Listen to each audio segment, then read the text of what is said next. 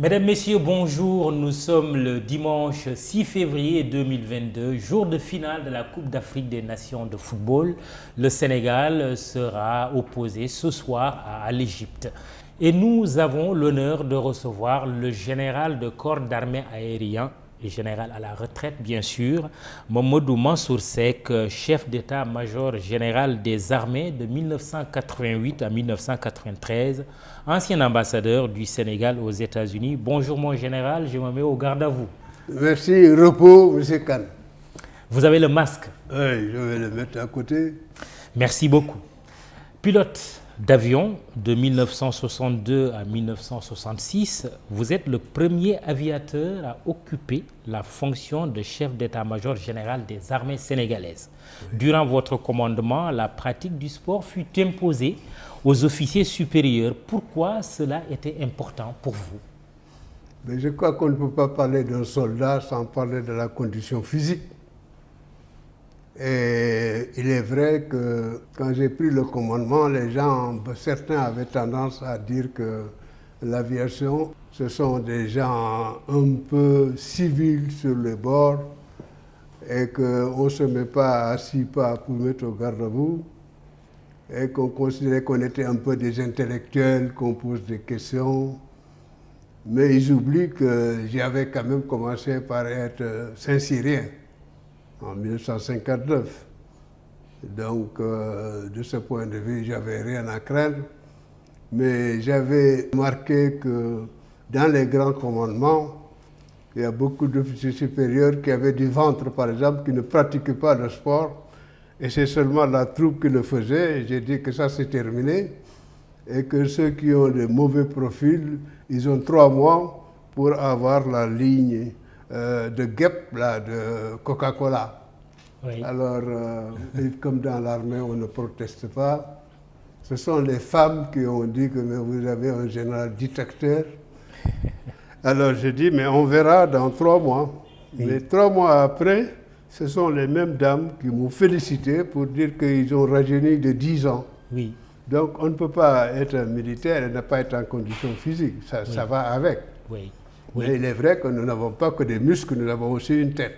Oui, tout à fait. Et tout le monde s'était rangé et vous étiez parvenu à oui, à votre j'ai même chahuté, mais oui. sur la base de volontariat, oui. Pour leur dire que ceux qui veulent m'accompagner, on va faire un saut en mer, saut en parachute en mer. Mais je n'ai pas eu beaucoup de volontaires. Mais moi, j'ai sauté en mer avec mon aide de camp. Et ça s'était bien passé? Non, c'était sans problème. Alors, mon général, on va parler de football, puisque c'est jour de finale de la Coupe d'Afrique des Nations. Les Lions du Sénégal seront opposés aux Pharaons d'Égypte. Le talent, ce n'est pas ce qui fait défaut aux Lions. On les appelle les djambars du foot. Leur faudra-t-il du mental pour convaincre ou pour vaincre les Pharaons d'Égypte aujourd'hui en finale de la CAN? Mais c'est d'abord la base.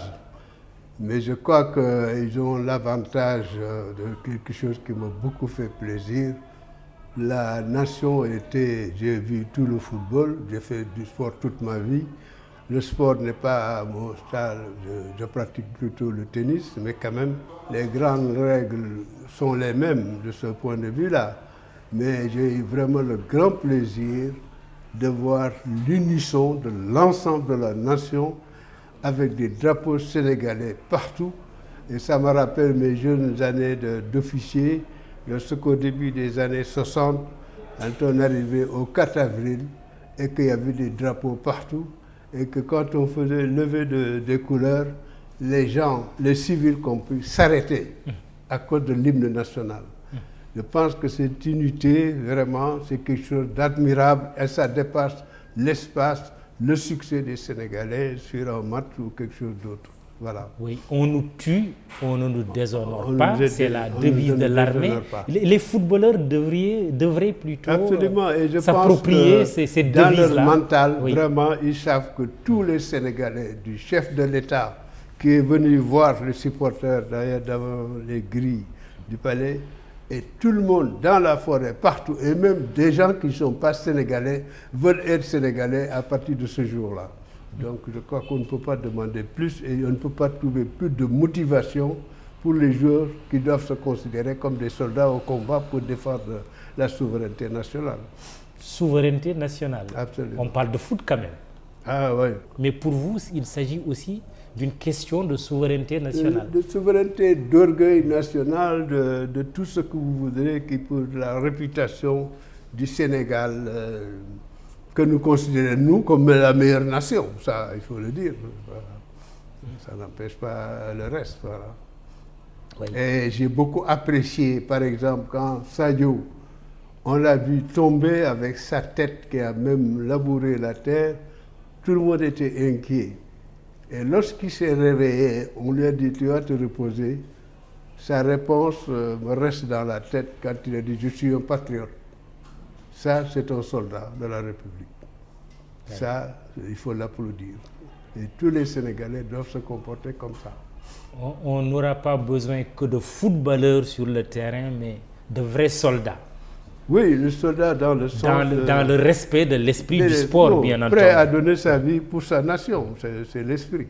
C'est bien l'esprit du soldat. Je pense que Sadio Mané a donné cet exemple et je crois que j'ai beaucoup apprécié cette réponse qu'il a eue.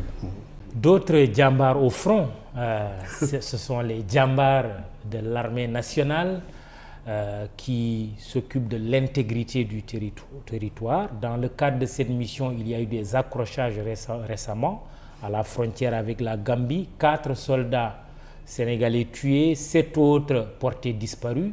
Salif Sadio, le chef de l'aile militaire du MFDC, a revendiqué en quelque sorte ce qui s'est passé, puisqu'il dit qu'il est prêt à libérer les soldats en posant un certain nombre de conditions. Est-ce que vous êtes surpris par les accrochages récents entre l'armée et le MFDC? Quand une affaire comme ça est en cours et qu'il y a des vies humaines en jeu, je préfère ne rien dire. La seule chose que je vais dire, c'est que j'ai une confiance complète en nos troupes. Maintenant, il faut dire une chose, la Casamance, c'est ni guerre ni paix. Et dans le MFDC, on a l'impression qu'il y a des gens qui veulent la paix et d'autres qui ne la veulent pas. La souveraineté nationale n'est pas négociable, quel que soit Alpha. C'est tout ce que j'ai à dire. Oui, mais il y a quand même 7 soldats qui sont pris en otage. Oui, mais justement, je vous dis que c'est une opération en cours et je pense que pour moi, il ne faut pas, c'est comme en justice, lorsqu'une affaire est en instruction, on n'a pas interféré, laissez terminer et après on pourra en parler peut-être. Mais moi, je me refuse d'en parler. Il faut des négociations. Oui, mais parce que Salif Sadio a parlé, a fait des déclarations.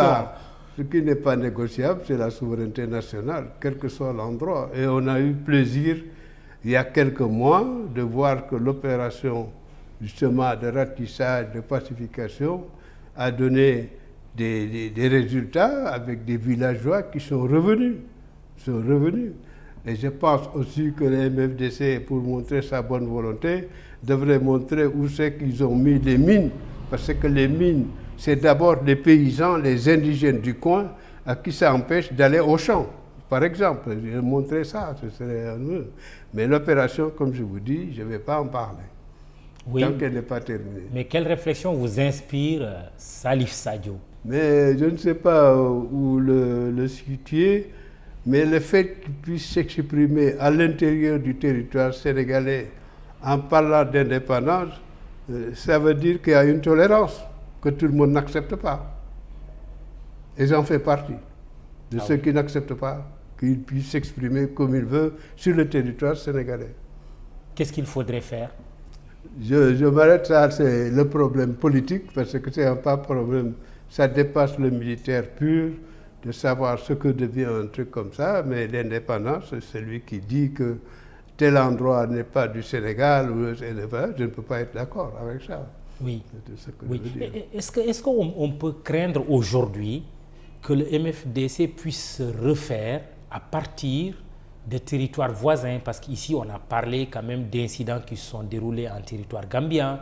Il y a récemment une tentative de coup d'État en Guinée-Bissau. Est-ce qu'il y a une crainte que le MFDC puisse se reconstituer, voire se réarmer? Ça a toujours été un de nos problèmes, et même si ça a duré, il y a ce problème de frontière, aussi bien vis-à-vis de la Guinée-Bissau, mais surtout vis-à-vis de la Gambie, du temps de Diamé, qui était un collaborateur du MFDC.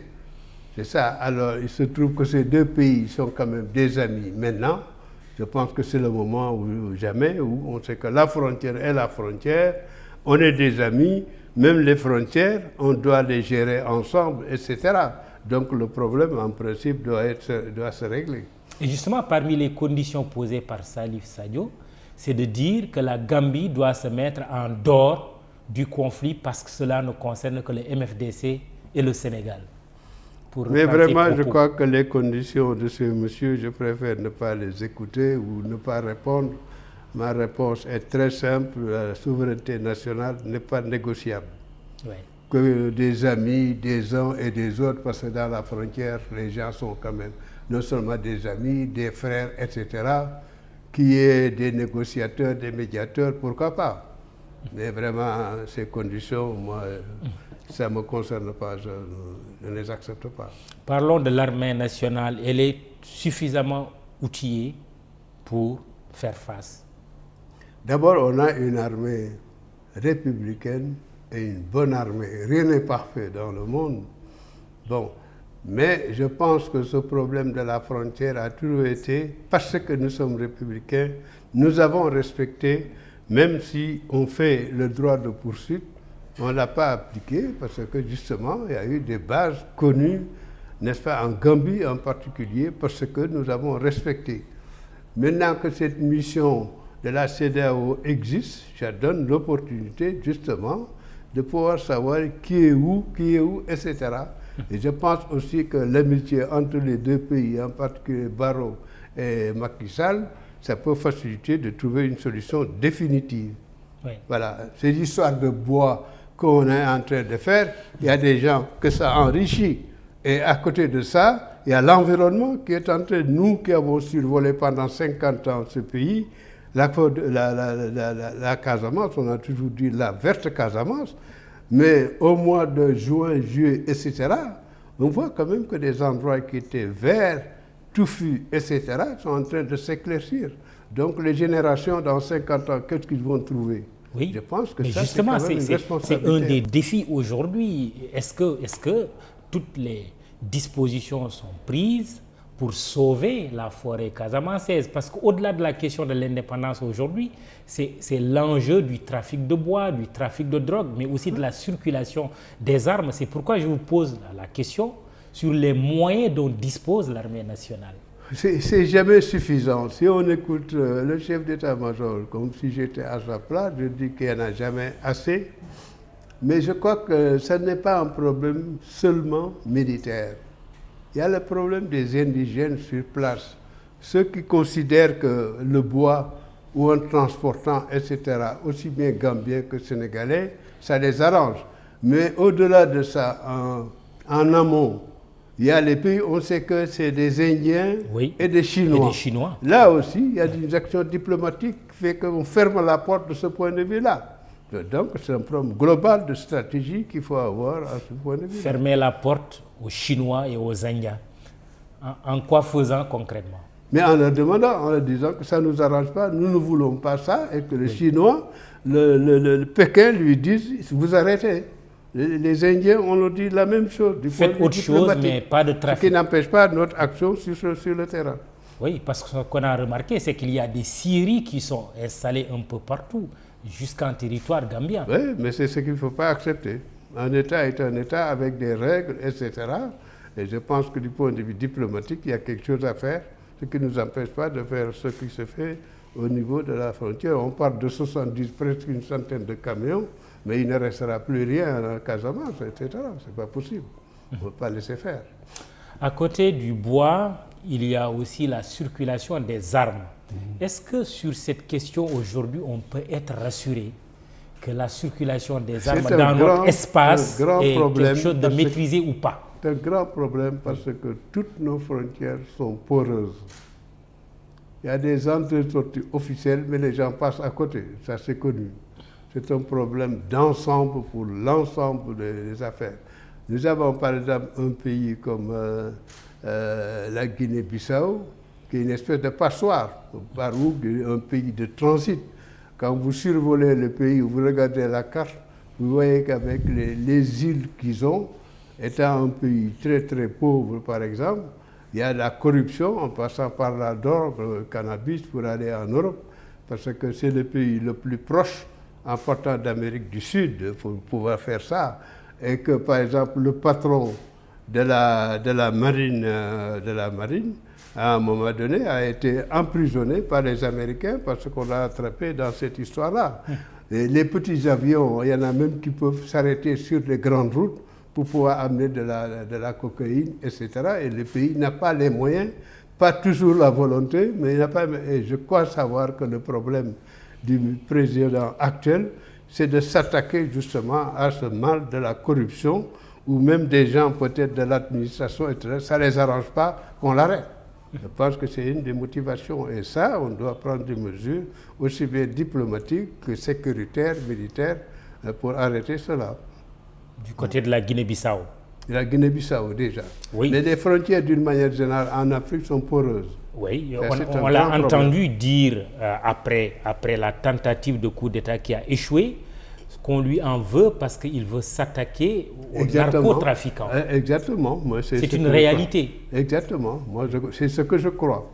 C'est ce que je crois parce que c'est devenu vraiment un deuxième salaire pour certains fonctionnaires, qu'on le veuille ou non. Oui, et comment faire par rapport à la Guinée-Bissau? Parce qu'on se rend compte que c'est encore très fragile. Il faut l'aider. Je crois savoir d'ailleurs qu'on a envoyé des troupes pour que sa sécurité personnelle, etc.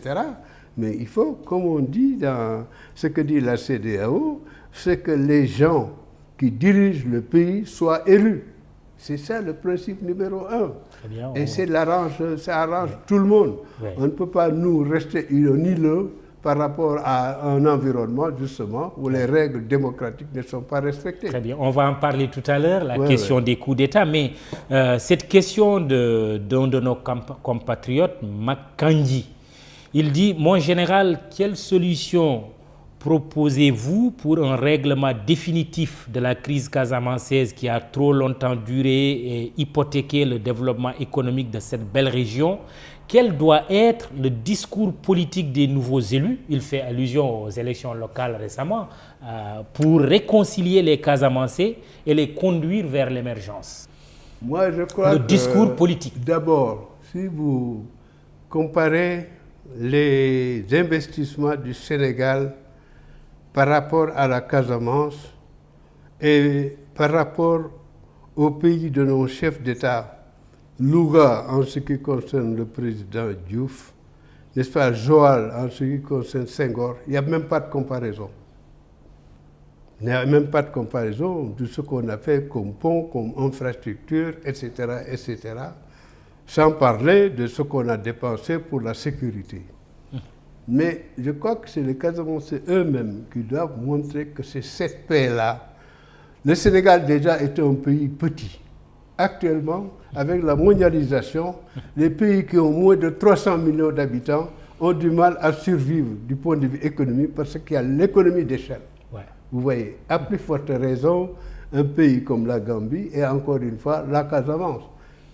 Je pense que le Sénégal a suffisamment montré son besoin, n'est-ce pas, de développement de toutes les régions, y compris la Casamance. Et le président actuel l'a montré plusieurs fois.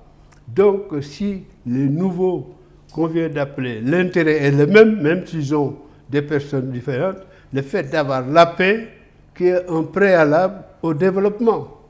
Lorsque l'armée a fait ses opérations de façon que des Sénégalais Casamançais venant de Guinée-Bissau ou de trucs comme ça reviennent à leur terre et à leurs mains, mais ça veut dire que cette paix-là qui est un préalable. Et je pense qu'il y a un rôle très très important de la part des Casamançais eux-mêmes et d'être accompagnés et appuyés par le gouvernement central.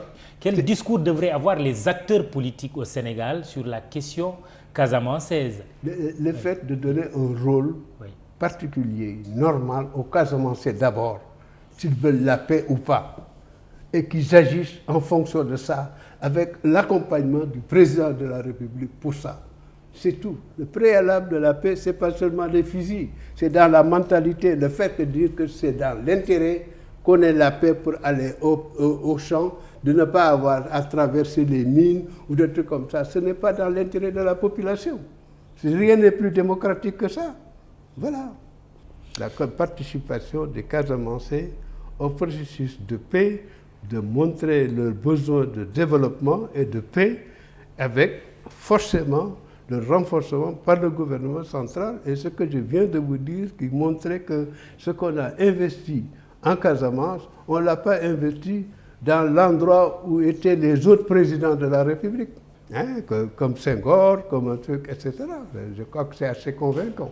Oui, mais en tant qu'ancien chef d'état-major général des armées, est-ce que vous avez relevé dans le discours politique une attitude responsable ou pas responsable sur la question casamançaise? Je crois qu'il est arrivé des moments où on a l'impression que le politique n'est pas toujours, il n'y a pas toujours coordination. Il m'est arrivé comme chef d'état-major de me dire on arrête les opérations parce qu'il y a un accord. Est-ce qu'on nous a mis une harmonisation dans les deux cas? Mais vraiment, cette histoire de ni paix ni paix, on doit l'arrêter. On doit aussi bien à Matam, à Bakel, à Ziguinchor, savoir qu'on est au Sénégal. Et ça, le Sénégal a la possibilité de le faire. Ce n'est pas un discours guerrier, c'est un discours normal et démocratique. Et tous les Diola, par exemple, ne sont pas dans le MFDC. Donc, ils ne cherchent pas à le faire.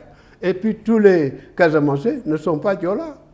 Ça, quand même, qu'on en tient compte et puis que ces gens participent à cette histoire, à se résoudre cette solution, paix d'abord et développement.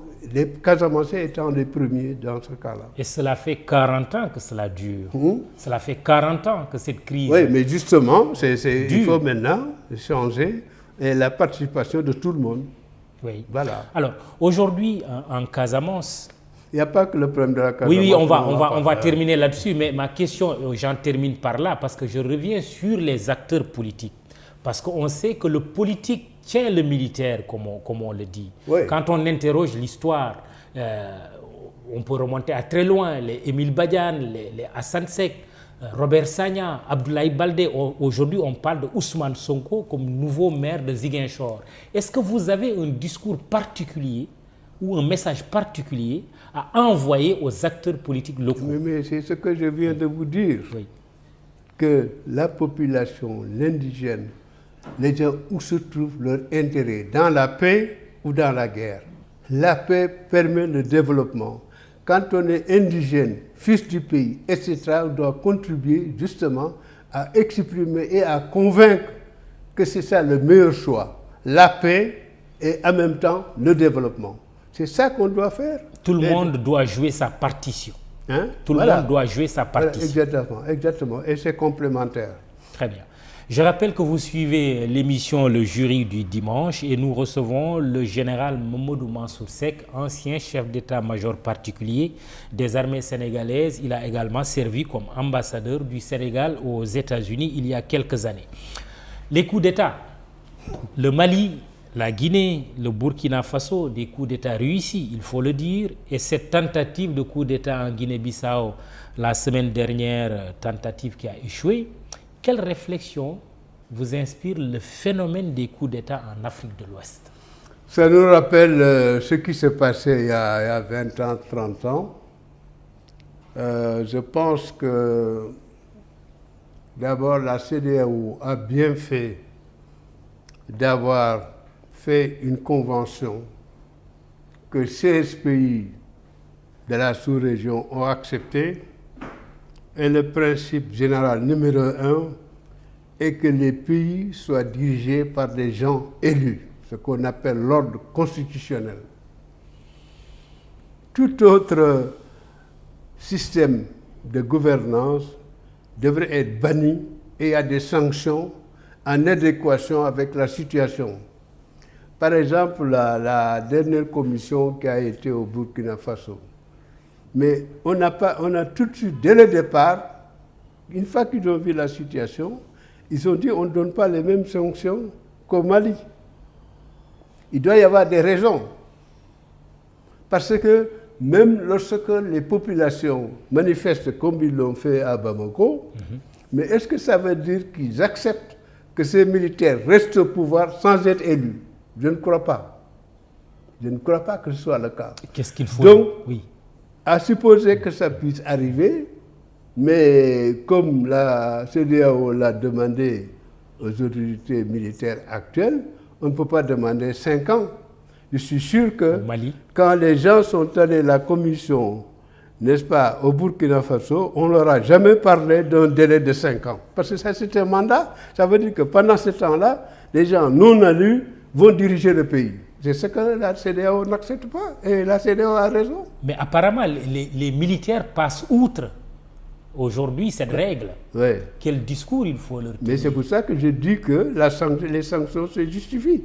Et puis les sanctions n'ont pas été prises à la légère.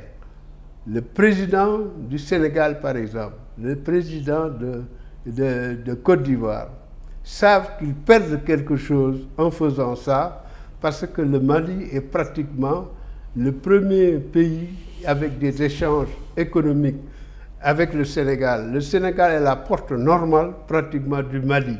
Il suffit de traverser la route qui va de Dakar à Mbour pour savoir qu'un camion sur 2 ou même plus a la l'immatriculation rouge du Mali. Les liens, nous avons le même drapeau. On a commencé le Mali ensemble. Lorsque Tanon Dieng est mort, Ibeka est venu au Sénégal en avion. Il a pleuré avec les Sénégalais. Actuellement, le Sénégal a 1000 soldats qui risquent leur vie pour aider le Mali.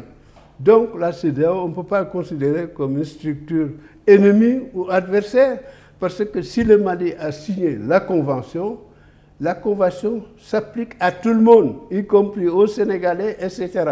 Il y a 6 pays en Afrique. Ils sont Sierra Leone, Côte d'Ivoire, les 2 Guinées, etc. Il y en a 6 qui ont été victimes, qui ont eu des sanctions parce qu'ils n'ont pas suivi cette règle numéro 1, parce que ce n'étaient pas des élus qui dirigeaient ces pays-là. Donc on ne peut pas dire que c'est du mal. On ne peut pas être l'ennemi du Mali et envoyer ses propres enfants là-bas qui risquent leur vie. Ce n'est pas possible. Oui, mais sauf qu'il n'y a pas que le Mali aujourd'hui. Il y a la Guinée, comme je viens de le dire. Il y a le Burkina Faso. Oui. La Guinée-Bissau qui l'a échappé belle il y a quelques jours. Qu'est-ce qui se passe dans la tête des militaires? Est-ce que c'est une réflexion consistant à dire les civils ont échoué, donc c'est à nous de régler les problèmes? Bon, d'abord, les militaires ont été formés pour faire le combat. Ils n'ont pas été faits pour faire la politique. Ça, c'est une première chose. La deuxième chose, c'est que chaque situation est un peu différente. Il n'y a que le fait d'avoir des militaires qui est une similitude. Parce que le Malien parle beaucoup de corruption. Le Mali a au moins 4 défis. Le Mali est un pays très pauvre. Le Mali est un pays qui est enclavé. Et il a 2 ennemis qui sont des ennemis universels. C'est la pandémie et le terrorisme. Ça fait beaucoup de choses, n'est-ce pas? Et ça, on le partage avec les gens de la CEDEAO. En fin de compte, même si c'est une sanction, c'est une aide qu'on essaie de faire. Et ensuite, il y a ce que j'appellerais, n'est-ce pas, des moyens d'alléger pour le peuple de Guinée, n'est-ce pas, le peuple de Mali, en disant par exemple que tout ce qui est alimentation, tout ce qui est médical, tout ce qui est électricité, etc., permet de passer de trucs. Mais c'est un problème de tous les jours. À qui dira les Sénégalais, comme les Maliens, se plaignent justement de ces mesures-là. Donc le Sénégalais, président de la République qui connaît tout ça, n'a pas pris la mesure d'une manière légère. Quelle que soit la situation, vous dites, vous militaires, les militaires dans les casernes. C'est la règle qui est les élus doivent être des gens élus. Les militaires ont été formés pour être au front, c'est là qu'ils sont le plus compétents. Mais sauf qu'on oppose aujourd'hui coup d'État militaire et coup d'État constitutionnel. Et ça, vous me faites entrer Avec dans le phénomène des troisième mandats intellectuelles. Et qu'est-ce que c'est que le coup d'État institutionnel? Les troisième mandats. Mais je crois que c'est ce qui est arrivé en Guinée, c'est le troisième mandat qui a fait que Doumbouya a pris le pouvoir parce qu'ils savent que le peuple ne l'acceptait pas, etc. Ça fait partie des règles à respecter. Et sauf maintenant, au Mali quand même, on ne peut pas parler de troisième mandat. Au Burkina Faso non plus. Au Burkina Faso non plus. Mais quand on oppose ces deux postures, coup d'État militaire et coup d'État constitutionnel, vous, militaires, mais ça, vous êtes interpellés. Je ne suis pas à l'Académie française, je ne sais pas ce que c'est vraiment un coup d'État constitutionnel, parce que quand vous mettez les deux mots, il y a un peu c'est pas la même chose, les deux. C'est ou un coup d'État ou ça ne l'est pas. Vous voyez, institutionnel en disant que, je ne sais pas quoi, dans ma tête, je ne vois pas ça. Je ne vois pas ça, en tout cas, les coups d'État militaires, c'est à bannir les patrons, ceux qui gouvernent le peuple, ce sont des gens élus par le peuple. Et ça, on dit que la démocratie, c'est la moins mauvaise des gouvernances existantes. Donc, c'est universel. Oui, est-ce qu'aujourd'hui, ce qui se passe ne veut pas dire que les militaires ne sont pas ou ne sont plus indifférents à la chose démocratique? Ah non, ça n'a rien à voir. Nous sommes des citoyens comme tout le monde, on a un cerveau comme tout le monde, mais on a choisi au départ une voie particulière avec des rails et des règles. On ne peut pas mélanger le militaire avec le reste. Dans le Sénégal, parmi les particularités, aucun chef d'État sénégalais n'a été parent de près ou de loin, par exemple, avec le chef d'État. Il y a des endroits où le chef d'état-major est ou un neveu, ou un fils, ou un truc comme ça. Ce n'est pas notre cas. Ce n'est pas non plus ethnique. Il y a de toutes les, il y a des gens de Casamance, il y a des gens d'autres endroits, etc., etc. C'est ça qu'on appelle une armée républicaine, mais qui ne se mêle pas de la chose politique. Vous êtes en train de dire que l'armée sénégalaise restera toujours une armée républicaine et elle ne se mêlera pas des choses politiques? Oui, et de ce côté-là, j'ai une anecdote. En 1958-59, le président Senghor a envoyé 2 militaires qui étaient dans l'armée française. C'était le colonel qui est devenu général, notre premier chef d'état-major, Amadou Fall, et le commandant Mademba Sy. Il est venu, nous étions à l'université en disant que nous allons aller à l'indépendance et nous avons une armée républicaine qui ne soit pas au rabais. On ne veut pas des sergents qui du jour au lendemain sont colonels. Et ce qu'on a suivi, on a envoyé des Saint-Syriens, on a pris évidemment ceux qui étaient déjà dans l'armée française, qui avaient des grades qu'ils méritaient, etc., etc. On a rentré dans les grandes écoles, Saint-Cyr d'abord, école de l'air, école de navire, etc. Et nous avons, en sortant, attendu le temps de grade, on n'a sauté aucun grade. Le temps, la durée dans le grade a respecté par tout le monde, et ainsi de suite. On a attendu une dizaine d'années avant de prendre nous-mêmes les commandements. Avant, il y avait ou des assistants techniques ou des gens venant de l'armée française. Voilà cette progression qui a fait la stabilité et de l'armée, le fait qu'il soit antipolitique, parce qu'on a d'autres choses à faire, etc. Je crois même qu'à un moment donné, il y a eu un cloisonnement un peu trop, et je me rappelle que une fois, avant d'être chef d'état-major général, j'étais chef d'état-major particulier. Quand il y a eu les incidents de la Sénégambie, par exemple, j'ai trouvé que, je pensais que quand il y a les relations entre deux États, il y a 2 cas. Il y a le cas où c'est la paix, donc c'est le diplomate qui joue, mais il y a la guerre, c'est nous. Et donc, quand dans un relais, vous avez 2 relayeurs, pour qu'il se passe le relais, il faut qu'on soit à la même vitesse. Donc, à un niveau supérieur, il doit y avoir des échanges, un peu plus d'échanges entre les officiers généraux, par exemple, et la politique, c'est-à-dire les hommes politiques de contact, mais sans se mêler de l'affaire politique. Oui, mais mon général, vous êtes arrivé à la tête de l'armée dans un climat assez particulier.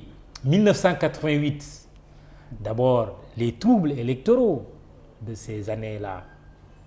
1993 également, c'était des années de troubles électoraux, de conflits politiques assez tendus, en tout cas d'hostilité politique assez tendue entre le pouvoir et l'opposition.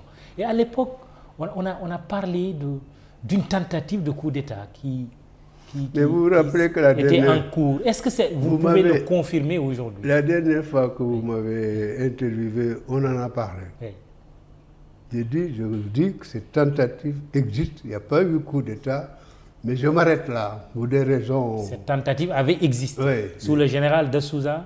Oui, moi vous le citez, mais en tout cas, il y a eu un coup d'État connu avec des traces, avec des comptes rendus à la gendarmerie. On sait ce qui s'est passé. Oui. Mais je ne veux pas en parler plus. Oui, mais quand on dit que le Sénégal est à l'abri de ce qui se passe, Mais il y a une des chose coups qu'on ne d'État, peut pas faire. est-ce que c'est une conviction qu'il faut avoir définitivement, Écoutez, ou il faut dire attention parce que ce qui se passe ailleurs peut se passer chez nous? Oui, vous ne pouvez pas dire que deux officiers qui ont été formés à Saint-Cyr, des trucs comme ça, ont la même personnalité. La tentative à titre personnel, qui peut le calculer ce qui peut se passer? La tentation. Lorsque vous lisez les papiers concernant le colonel qui est à la tête du Mali, mais il a fallu qu'on choisisse parmi des gens, dont des gens plus gradés et de trucs. Et on se pose la question d'ailleurs de la solidarité de ce groupe-là, parce qu'il y en a qui sont plus anciens que d'autres, etc. Est-ce que ça va durer? Alors là, ce qu'on ne peut pas prévoir, c'est la position d'une personne particulière. Ce qui se passe dans la tête comme par hasard, de la personne. c'est souvent des officiers des forces spéciales. La force spéciale, qu'est-ce qu'elle a de plus? Elle est mieux équipée. Elle est mieux préparée à tout point de vue. Ouais. Et elle est à côté du pouvoir. Ça peut amener des tentations. Ça, c'est une condition. C'est le cas de Doumbouya en Guinée, par exemple. Et de dire que je connais les faiblesses du point, etc. Je peux en profiter, je suis en place, je suis mieux armé que les autres. Ça peut tenter des gens, mais ça, c'est une conduite individuelle qu'on ne peut pas prévoir. C'est comme la démocratie, elle n'est jamais parfaite. On la cherche à chaque fois. Il y a la même chose. Et puis, il tout que nous ne disons pas que nous sommes à l'abri ou de coups d'État, ou ce qui se passe sur le terrorisme, etc. C'est un combat permanent tous les jours de recherche et d'alerte, et aussi d'humilité, de dire que nous n'avons pas trouvé la solution. Parce que la guerre contre le terrorisme, c'est une guerre à long terme, à tout point de vue. Même les pays les Américains dépensent plus de 600 milliards de dollars pour leur sécurité. De loin, c'est l'armée la plus puissante. Mais on vient de voir ce qui s'est passé en Afghanistan. Moi, j'étais ambassadeur à Washington. Ce qui s'est passé en septembre 2001 aussi. On a trouvé dans la société une vulnérabilité qu'ils ont exploitée. Alors, je vais vous permettre de vous résumer sur cette question des coups d'État. C'est la question de Saliou Diouf. La faute aux militaires ou la faute aux chefs d'État et aux hommes politiques? Ça, c'est une question piège, mais ce que je voudrais, c'est ce qui arrive, c'est le peuple a permis que ça arrive. Celui qui a le coup d'État, peut-être parce qu'il a les armes, il doit se dire que si je prends le coup d'État, personne ne sera contre moi. Ça, c'est une conduite personnelle. C'est ce qu'on observe Tout le monde est concerné. On voit quand même des populations. Ce n'est pas, en tout cas, la place des militaires de diriger un État alors qu'ils ne sont pas élus. C'est ça ma réponse. C'est aussi simple que ça. Que donc, il y ait ordre constitutionnel, les militaires au combat. C'est aussi simple que ça. Dès que ça sort de là, il faut des sanctions, il faut changer, il faut revenir à l'ordre constitutionnel. Et les militaires s'occupent de ce qui est leur mission, c'est d'être contre les ennemis de la nation. Ces ennemis, c'est des djihadistes, c'est des trafics de toutes sortes. Mais prenons le cas de notre sous-région, notamment le Mali. On revient au Mali. On parle beaucoup de la présence de Wagner, société russe de sécurité privée. Est-ce que vous êtes gêné par la présence de la société Wagner, par ce qu'on appelle les mercenaires de Wagner? Bon, d'abord, les Maliens sont le mieux placés pour savoir ce qui les aiderait à leur sécurité. Mais ce que je sais, c'est que du point de vue technique, purement militaire et opérationnel, ça ne simplifie pas l'équation. L'idéal aurait été que l'armée malienne toute seule défende son pays. En a-t-elle les moyens? Elle a fait. Ils ne sont pas réussis, ils ont fait appel à la France, il faut le dire. Et je me rappelle encore les images de Hollande se promenant à Bamako avec des drapeaux français. Et même des Maliens nous ont dit que beaucoup d'enfants maliens portent son nom. Il avait été accueilli en héros. C'est ça. Mais aujourd'hui, la France est rejetée. La France est rejetée. Les autres pays ont fait la même chose. Le Sénégal, les 1000 soldats peuvent à tout moment perdre leur vie pour la vie parce que l'armée malienne n'était pas en capacité d'arrêter ces gens. On parle de pas loin de 2/3 du pays où il y a des gens. Donc, ils ont besoin d'aide. Mais de quelle manière ce truc? Par contre, lorsque un Malien me dit, c'est pas aujourd'hui qu'on m'a dit ça, qu'il y a des espaces dans le territoire malien qui sont interdits aux Maliens par des Français. Oui, je trouve ça inadmissible. Oui, c'est ce que le gouvernement malien a dit. Bon, oui. Ça, je trouve ça inadmissible. Oui, bon, oui. L'ambassadeur de France a été, moi je ne rentre pas dans les détails, mais j'apprends quand même qu'il y a un ambassadeur malien qui attend à Paris à être sa nomination confirmée depuis. Oui. Bon, donc là, il y a une équation, il faut voir les acteurs qui nous expliquent ce qui se passe, etc. Oui. Les Maliens doivent se sentir chez eux que s'il y a des interdictions à donner ou des accès à donner, c'est à eux et à seuls de le faire. Je ne juge pas les militaires, mais l'État, en tant que souverain, ça leur appartient de donner... Est-ce que ce n'est pas le sentiment anti-français, est-ce que ce n'est pas le sentiment anti-français qui se développe aujourd'hui, qui fait que le Mali, comme d'autres pays, ont recours à d'autres solutions comme Wagner? Mais je crois quand même qu'il faut être assez objectif pour relativiser des choses. Comme je vous dis, s'il n'y avait pas Serval, il faut dire que même Bamako serait menacé directement. Parce que ces gens qui étaient armés par les militaires qui étaient avec Kadhafi avaient un armement supérieur même à ce que l'armée malienne avait. Les autres pays, comme le Sénégal, sont venus aussi pour aider. Bon, les Maliens sont mieux placés pour défendre ce qu'ils ont à faire. Mais les Russes, c'est pas, on les appelle privés, mais quand on connaît le régime c'est directement des gens que le Kremlin a envoyés. Mais maintenant, à eux de dire, parce que déjà, il y a une faiblesse. Derrière Wagner, il y a le Kremlin. Non, je dis que dans l'hétérogénéité d'avoir, par exemple, 10 contingents, l'avantage d'une armée comme Barkhane, c'est un commandement, les mêmes fréquences, les mêmes réflexes, les mêmes équipements. Vous mettez 3 armées, 10 armées qui ont des réflexes différents, une autre formée, un autre équipement, c'est compliqué déjà la situation. Donc mettre quelqu'un de plus, etc., personnellement, je ne suis pas convaincu que ce soit la meilleure solution, mais c'est à eux de décider. Oui, il n'y a pas que la France aujourd'hui, il n'y a pas que la Russie, il y a la Chine. Même si on constate qu'il y a, en général, une sorte de repli des États-Unis. Qu'est-ce qui explique cela? Je ne veux pas trop parler parce que ce n'est pas mon domaine de la politique. Je pense qu'il y a une espèce de répartition des tâches entre les nations et que, quand vous voyez ce qui se passe en Ukraine, bon, il y a l'Occident contre la Russie, ça peut se répercuter un peu chez nous parce que chacun essaie d'avoir une influence et des intérêts, en particulier financiers, économiques, etc., etc. Il y a donc une guerre de volonté, etc. En ce qui concerne la guerre du Mali, ce que les Américains ont choisi dès le départ, on dit que c'est une zone d'influence française surtout, et européenne avec Takuba. Mais eux, ils ont pris la partie la plus sophistiquée de la guerre, c'est-à-dire ce que j'appelle la 3e dimension. quand il faut faire des déplacements d'une unité sur 1000 km, à des endroits où l'infrastructure n'existe pas, il vaut mieux la troisième dimension. Mais la troisième dimension est encore plus importante en matière de renseignement, c'est-à-dire les drones, c'est-à-dire utiliser les satellites. Et de ce point de vue, même les Français ont besoin de l'aide américaine pour compléter justement leur renseignement. Ça, nous ne l'avons pas. Ça, il faut le dire, c'est une truc. Une autre faiblesse des Africains, c'est qu'ils ne fabriquent pas les armes. Là aussi, c'est une dépendance. Ça, il faut le dire dès le début et d'une manière objective. C'est tout. Ouais.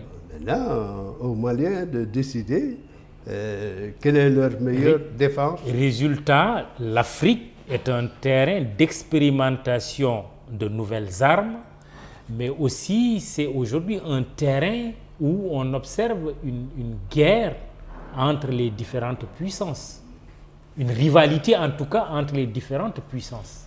Oui, on peut dire ça, mais ce qu'il y a, par exemple, cette espèce d'hétérogénéité des contingents, etc. Après la Deuxième Guerre mondiale, l'OTAN a été créée. Mais on s'était rendu compte en particulier que les armes n'avaient pas les mêmes calibres.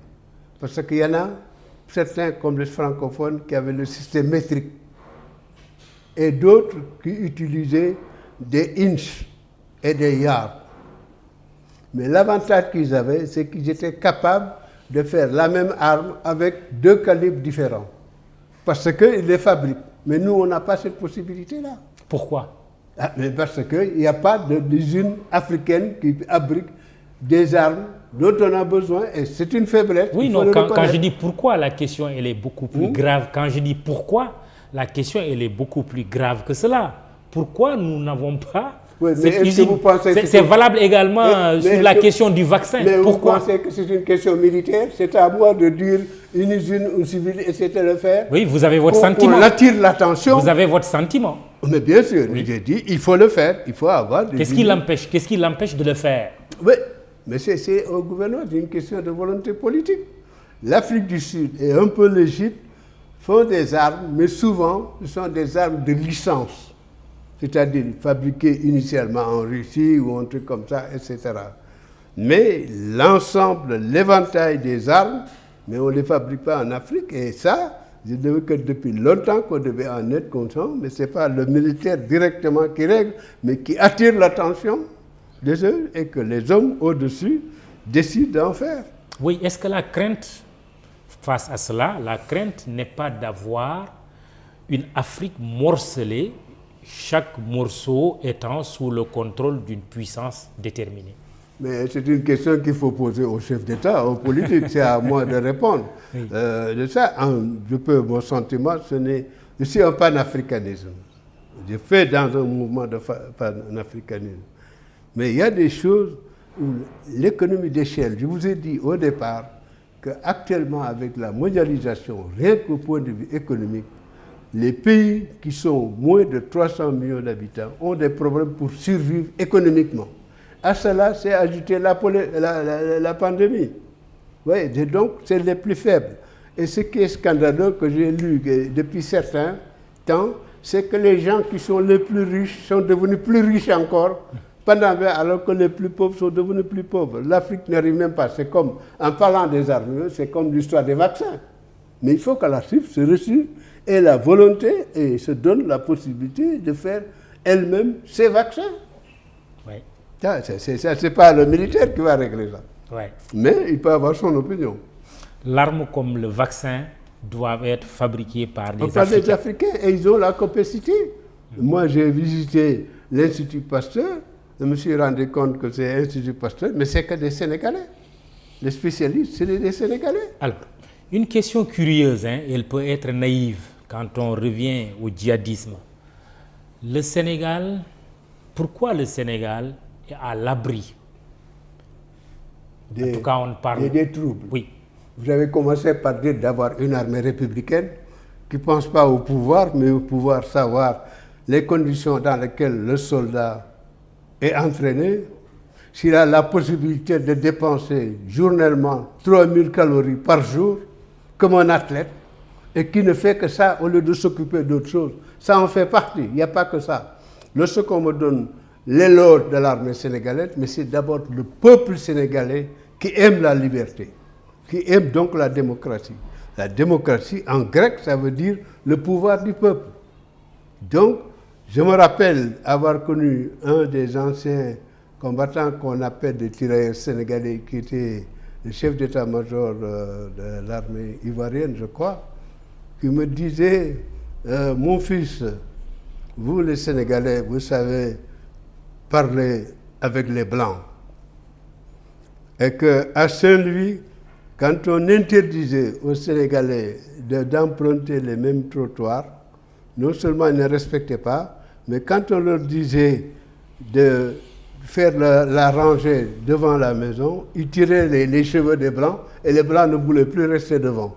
Mais vous savez, en tout cas, parler, manipuler avec les Sénégalais. Les Sénégalais aiment la liberté, c'est notre première valeur peut-être. La liberté de n'avoir peur de personne, de ne pas avoir le complexe de qui que ce soit. C'est pour ça que je trouve un peu insultant lorsque les gens disent que la position de la CEDEAO, c'est pour faire plaisir au président français. Est-ce qu'on peut croire qu'un Buhari, qu'un président du Ghana a besoin de l'avis d'un Français pour prendre une position purement africaine où il y a le risque de la vie de leurs propres enfants? C'est pas crédible.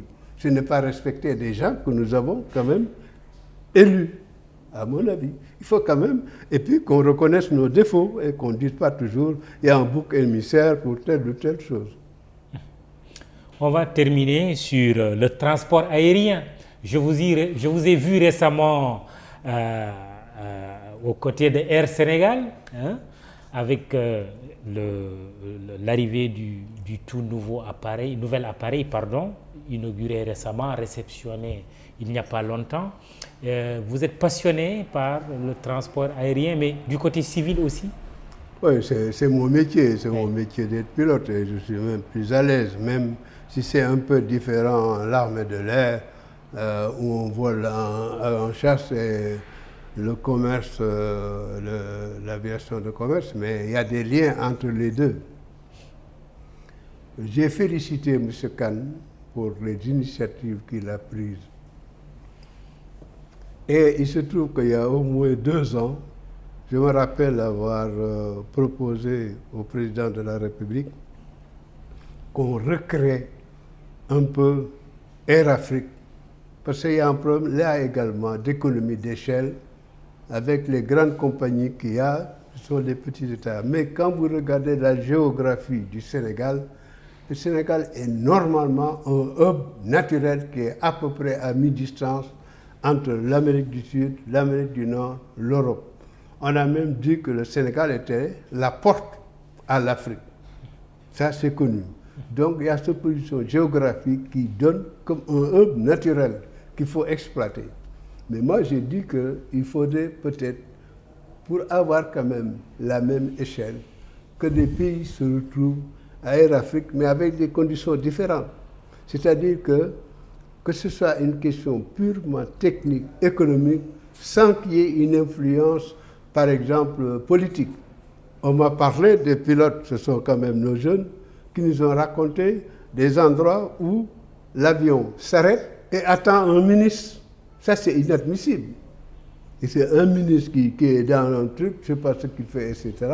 Alors que c'est un contrat qui fait que l'avion, s'il respecte l'heure, il y a des connexions après, etc. Ces choses-là ne devraient plus exister. Et moi, je crois que de ce côté-là, des gens comme Kane, j'ai même dit, pourquoi pas, dans un premier temps, le Sénégal et la Côte d'Ivoire, parce que c'était les 2 compagnies régionales qui ont l'air de s'en sortir, etc., etc. Oui. Mais je crois que vraiment, l'union fait la force, ce serait un faire. Mais je crois que le Sénégal a bien commencé, à mon avis. Avec Air Sénégal, et l'idée, c'est de faire du Sénégal un hub aérien. Oui. C'est à notre portée. Oui, oui, et oui. Comment y arriver? Comment y arriver? Oui. Oui. Même du point de vue autonomie des avions, on est à mi-chemin, 5 heures, 6 heures de temps pour aller pratiquement dans tous les continents, sauf l'Asie, évidemment, où on a besoin de trucs, etc. Mais les avions, maintenant, ont une autonomie qui dépasse 7 heures de temps, etc. À un moment donné, l'avion présidentiel, quand on allait, comme le vent est défavorable, quand vous allez sur New York, était obligé d'aller dans les îles pour y aller. Par contre, l'avion pouvait directement venir parce que le vent est vent arrière. Vous voyez, etc. Ensuite, cette pandémie a quand même beaucoup été un grand obstacle aux compagnies aériennes. C'est pour ça que vraiment, cette espèce de se mutualiser, d'être ensemble, etc., est une nécessité, à mon avis, pour pouvoir survivre. Et c'est normal que ce soit les Africains qui transportent les Africains. Il y a un problème qui s'est passé après l'indépendance, c'est que la partie est du continent était plus ou moins colonisée par les Anglais. La partie ouest, à part le Nigeria, était francophone. Donc, les lignes aériennes British ou bien Air France, elle est la verticale, mais il n'y avait pas de est-ouest. Il a fallu que des compagnies comme éthiopiennes ou kenyanes viennent après. Il y a donc un trou là qu'il faut... Mais ça, c'est aux Africains de pouvoir régler ce problème-là. Air Sénégal devrait pouvoir combler ce trou. Pas tout, mais d'une manière progressive, voir où se trouvent les trous. Et vraiment, avec les échanges que j'ai eus avec M. Kane, il est très conscient. M. Kane, c'est le directeur général de Air Sénégal. Mais en tout cas, la mutualisation, c'est le gain de tout le monde. Très bien. Bon vent à Air Sénégal et bon vent aux Lions aussi, hein, qui vont donc jouer face à l'Égypte. Ouais, on espère que cette fois-ci sera la bonne, gagner. Que la coupe sera au Sénégal. Ça fait longtemps que je n'ai pas dansé, mais s'ils gagnent, je vais peut-être faire un petit coup sous la surveillance de Madame Seck. Wow. Préparons-nous à danser en touchant du bois, Inch'Allah. C'est la fin de ce jury du dimanche présenté par Mahmoud Ibra Kane. Nous recevions le général Mamadou Mansour Seck, ancien chef d'état-major général des armées, ancien ambassadeur du Sénégal aux États-Unis. À la technique, Iba Marsen, Sidigna et Nyankou. Réseaux sociaux, Fatima Taba, Biram Pouy. Pour le compte d'Imedia.sn au texte, Cheikh Moussa Sarr. À la photo, Pape Doudou Diallo. Bon dimanche, mais dimanche de coupe, n'est-ce pas? À nous, la Coupe d'Afrique des Nations de football. Rendez-vous dimanche prochain.